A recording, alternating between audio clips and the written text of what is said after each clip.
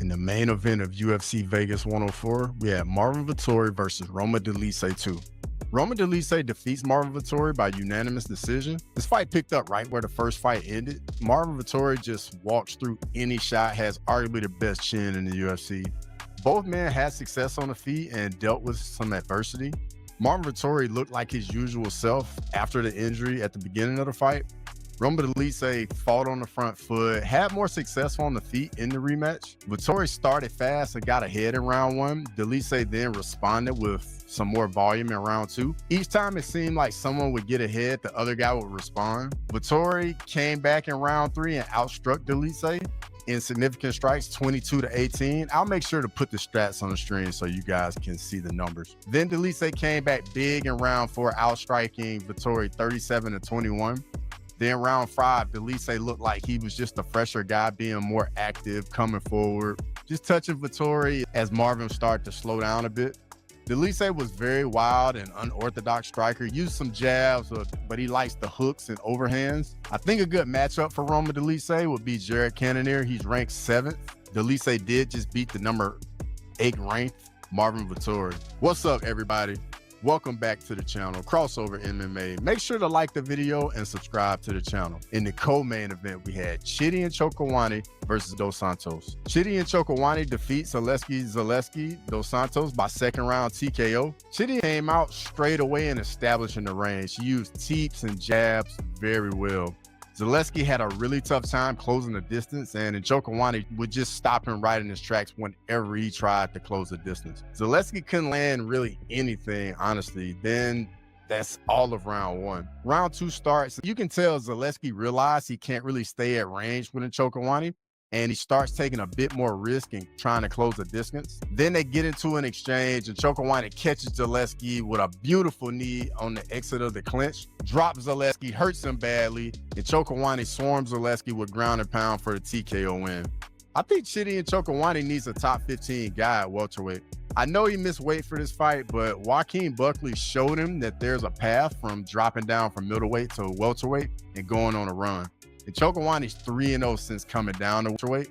I think a good matchup for him could be the loser of the Carlos Prates-Jeff Neal fight. In the feature fight, we have Alexander Hernandez versus Kurt Holobaugh. Alexander Hernandez defeats Kurt Holobaugh by unanimous decision.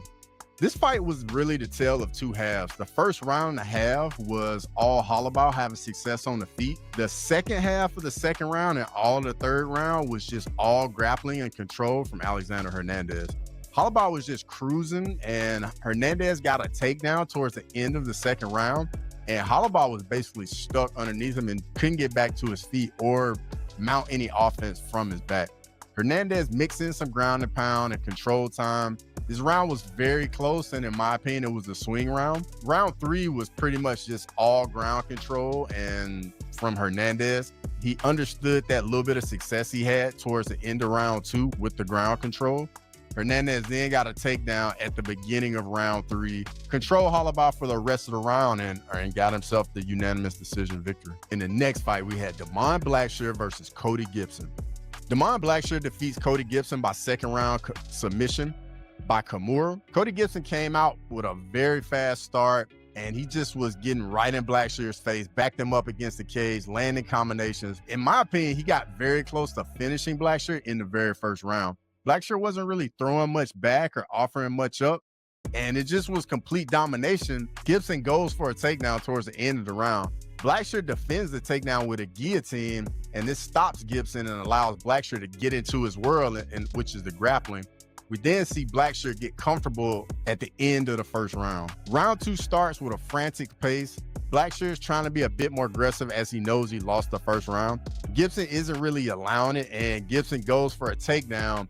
Blackshear then reverses the position, gets on top inside control, and Blackshear puts Gibson into a position where he's between getting into the crucifix and leaving his arm isolated. Gibson decides to leave his arm isolated, and Blackshear takes it and locks up a Kimura and gets a submission victory. In the next fight, we have Diyar Nurgozhay versus Brendson. Brendson Ribeiro defeats Diyar Nurgozhay by second round submission. This fight started out was pretty much tit for tat in the first round. Nurgozhay was mostly fighting on the front foot. Ribeiro was putting out a bit more volume, and just landing a bit more. They just would come together, and in all these exchanges, Ribeiro would just get a slightly better of Nurgozhay. Then there was one exchange in the first round. They came together, and Ribeiro drops Nurgozhay with a beautiful right straight counter. Nurgozhay manages to scramble back to his feet, recovers, makes it to the end of the round. And then round 2 starts, and Nurgozhay gets a takedown 30 seconds in. Ribeiro's defending the takedown. Then he goes for a 2-on-1 and a Kimura grip to defend the takedown. They roll over.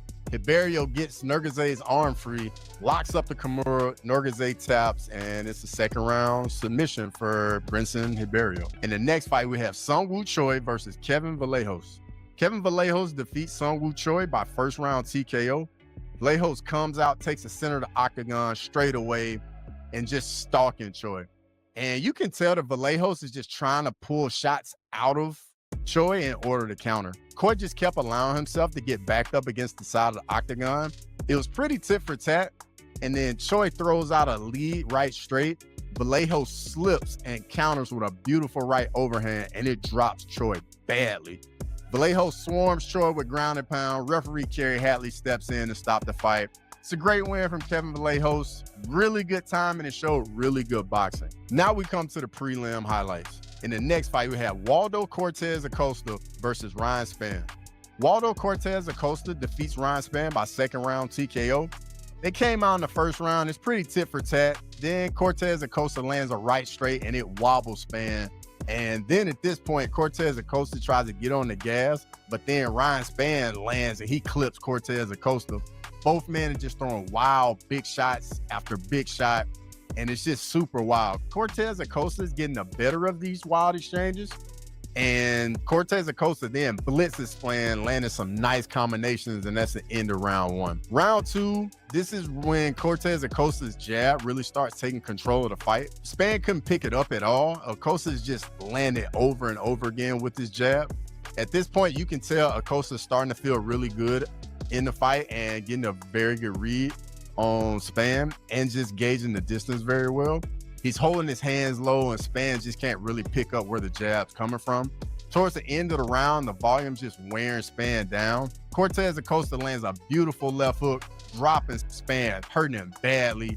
Cortez Acosta then swarms Ryan Spann. Referee Mark Spiff steps in, stops the fight, and it's a second round TKO win for Waldo Cortez Acosta. In the next fight, we have Carlos Vera versus Josias Musasa. Carlos Vera defeats Josias Musasa by first round submission. This fight started with both men throwing and landing shots. It was pretty tit for tat. I'd say Musasa was ahead early in the round, landing with more volume and the cleaner shots.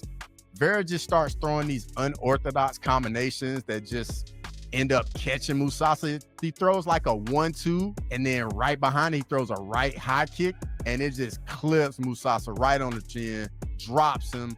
Vera then jumps on Musasa's back as he's trying to get up, and he locks in the rear naked choke, and he gets the tap. It's a good win for Carlos Vera. He was a huge underdog, largest underdog on the card. In the next fight, we have Daniel Barez versus Andre Lima. Andre Lima defeats Daniel Barez by third round submission. Andre Lima pretty much just dominated this fight. He controlled the entire fight. He fought very composed and well beyond his years. Barez was a game opponent, took a lot of damage, gave it everything he had, and respect to the guy for fighting with everything he had. When the third round started, Barez was beaten up pretty badly. His face and his body was just all red, and you just could see that he had just taken a lot of damage. Lima got a takedown 1 minute into the third round and controls Barez, mixing a little bit of ground and pound. Lima then gets Barez's back, goes for the rear naked choke, locks it in, gets the tap. Andre Lima's going to be a problem at flyweight. I think he's going to be a title contender very soon in this division. This guy's only 26 years old. In the next fight, we have Josiane Nunes versus Priscilla Cachoeira. Priscilla Cachoeira defeats Josiane Nunes by first round KO. The fight starts, both women are standing right in front of each other, throwing big shots. Cachoeira is spamming her right straight. Nunes is spamming her left overhand. Both women are landing, but I would say Cachoeira is getting slightly better in the exchanges. Then they come together and Nunes ducks her head down, and Cachoeira throws a beautiful little uppercut, lands clean on Nunes's chin, knocks her out cold. It's a beautiful KO. for Priscilla Cachoeira, and a good win. She needed it badly. In the next fight, we have Eunice Dubin versus Carly Giudice. Carly Giudice defeats Eunice Dubin by first round TKO. Straight away, Giudice comes out controlling the range with her jabs and her teeps to the body. You can already see the difference in the reach playing a huge factor in this fight. Giudice then gets Dubin backed up against the cage straight away. Dubin's surfing on, but she just can't really offer up anything. Dubin can't really close the distance at all. And Giudice lands this question mark kick and it rocks Dubin badly. And you can tell she's a little bit wobbly, hasn't really recovered. Then Giudice lands a beautiful head kick, dropping Dubin badly. Giudice swarms her with the ground and pound. Referee Mark Smith jumps in and stops the fight. And it's a first round TKO win for Carly Giudice. If you made it this far in the video, I really appreciate it. Be on the lookout for my UFC London breakdown video. Questions, comments, feedback is always welcome. And as always, until next time.